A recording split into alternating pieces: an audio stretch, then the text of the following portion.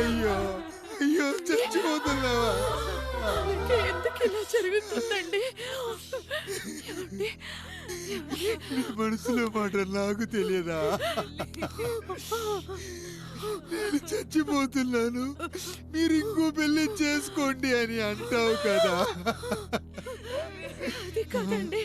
అయ్యో మరి ఏంటి జానకి? హాస్పిటల్కి తీసుకెళ్ళండి. హాస్పిటల్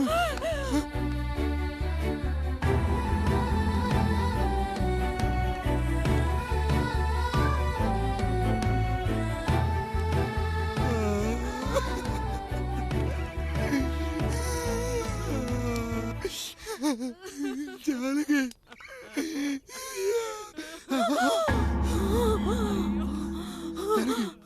ఏమిటి?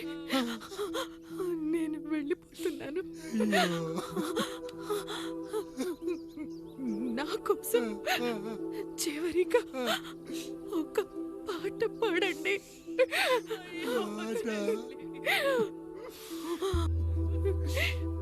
ఎల్లరిని ఏదరికి చేర్చిన సంగ్రామం. వద్దండి.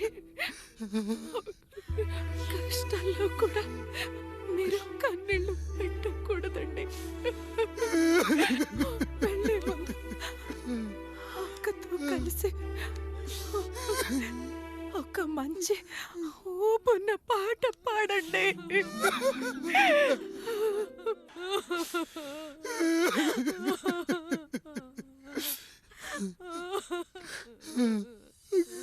భార్య పోయింది, తమ్ముళ్ళు వద్దనుకున్నారు, కుటుంబం, ఊరు, ఆస్తి ఇప్పుడు ఏదీ లేదు. ఇక నేను ఎవరి కోసం బతకాలి? ఏ కరెంటు నా భార్యను పొట్టను పెట్టుకుందో అదే కరెంటు నా చావును కోరుకుంటుందో. నా చావుతో అయినా నా తమ్ముళ్ళు, నా జనం నన్ను అర్థం చేసుకోగలిగితే చాలు. ఉంటాను, ఉంటాను.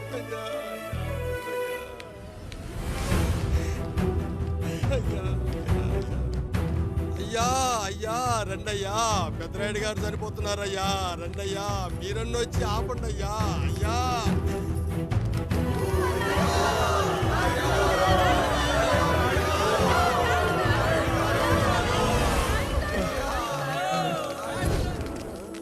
ప్రజల్లారా, నా బిడ్డల్లారా, నా జీవితం మీకే అంకితం. మళ్ళీ జన్మంటూ ఉంటే మీకోసం తిరిగి వస్తాను.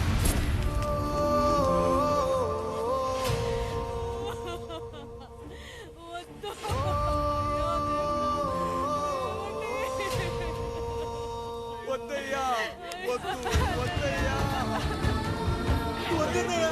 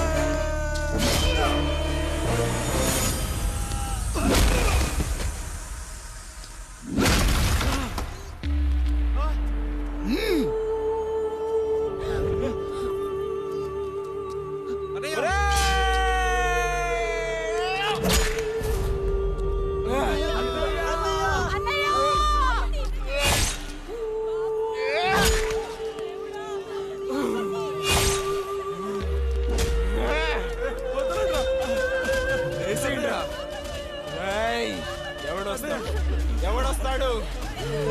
నిన్ను కాపాడటానికి ఎవడొస్తాడు? వేసేట్రా.